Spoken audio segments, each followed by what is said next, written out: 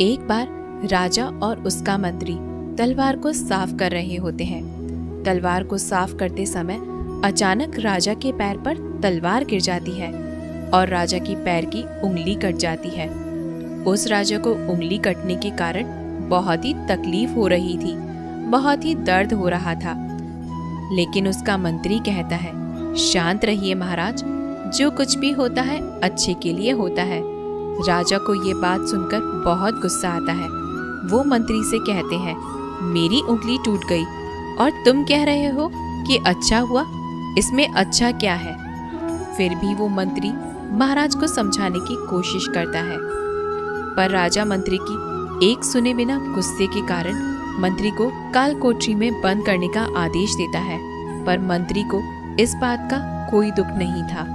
उसका अब भी कहना यही था, जो भी होता है अच्छा होता है, और वो अपनी खुशी से अपने आप को सैनिक के हवाले कर देता है। राजा इस बात को सुन के चौंक जाता है और सोचता है कि मेरा मंत्री कितना मूर्ख था।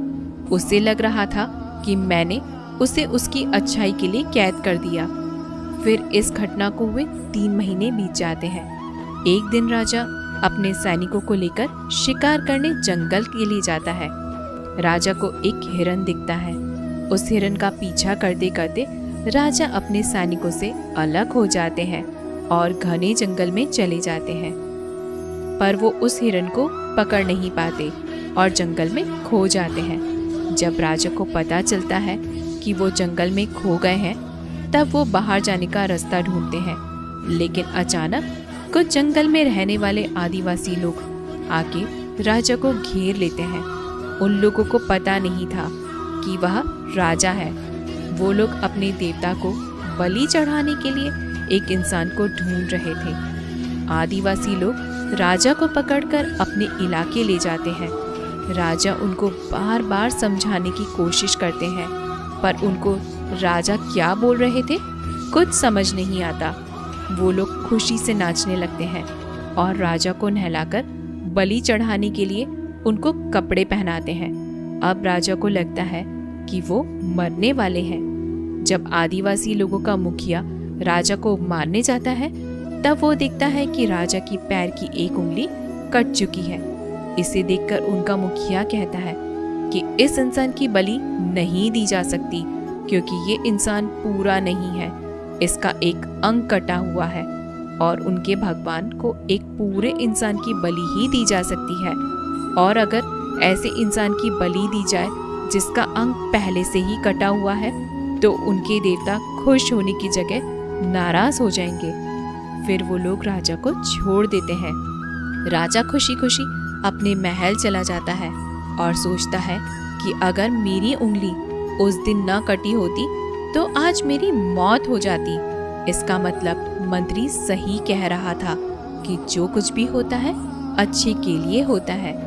फिर राजा अपने सैनिकों को आदेश देता है कि जल्दी से जाकर मंत्री को रिहा किया जाए। फिर राजा मंत्री को अपना पद वापस देते हैं और पूछते हैं, मंत्री, उस दिन मेरी उंगली कट गई तो मेरे लिए अच्छा हुआ, यह तो मैं मान गया, लेकिन तुम जेल में हो, इससे तुम्हारा क्या अच्छा हुआ? मंत्री खुशी खुशी राजा से कहता है, महाराज, आप शिकार करने के लिए जाते तो आपके साथ मुझे भी आना पड़ता, और अगर मैं आपके साथ आता तो वो लोग मुझे मार देते, क्योंकि मेरा शरीर पूरा है। मंत्री की बात सुनकर राजा को समझ आता है कि जो कुछ भी हमारे जीवन में होता है वो अच्छे के लिए होता है। अगर हम अपने जीवन में भी देखें तो हमारे जीवन में भी कुछ मुश्किलें आती हैं, तो हम उनका सामना नहीं करते और हम उनको ही दोष देते हैं कि ये मुश्किलें हमें आगे बढ़ाने और मजबूत करने के लिए आती हैं। हमें हर मुश्किलों को सकारात्मक तरीके से देखना चाहिए, क्योंकि हर चीज़ कुछ न कुछ सिखा कर जाती है और हर व्यक्ति के जीवन में सुख और दुख का आना जाना रहता है। दोस्तों, आशा करते हैं आपको हमारी वीडियो पसंद आई होगी। अगर आपको हमारी वीडियो पसंद आए तो हमारे वीडियो को लाइक करके ऐसे ही वीडियोस के चैनल को सब्सक्राइब करना न भूलें।